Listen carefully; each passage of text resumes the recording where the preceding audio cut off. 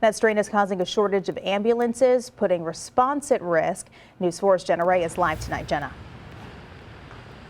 Sam and Corey, we're live right outside one of the many fire stations here in the city of St. Louis. And right now, as we speak, there are about 8 unit ambulances responding to calls across the city. However, the fire chief says there should be typically about 20 units. He says there are consistently these ongoing problems that are diminishing their fleet by the minute. That's a serious issue. It's like life or death. Linnell Dupree says he's heard of ambulance shortages in other metros across the country, but not here in St. Louis. Others say it's not surprising. I thought it was pretty bad, but it's on par for St. Louis. There's days like today where we will go NUA, no units available at all. Everybody's picking up patients and going to the hospital.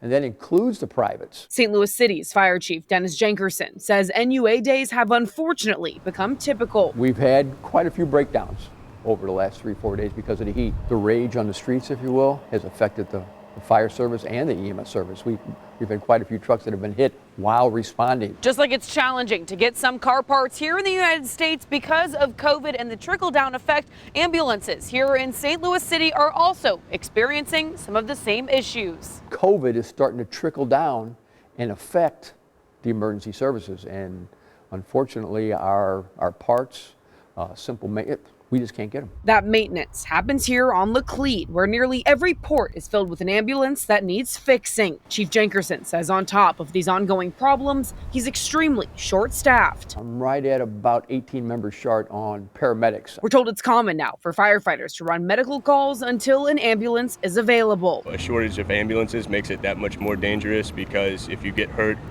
in an accident or, catch a stray, you have a limited amount of time to get that help. That short window has the chief worried as well. My biggest concern right now is being able to respond to the true traumas, the people who really need us quickly, and being able to transport them to the hospital.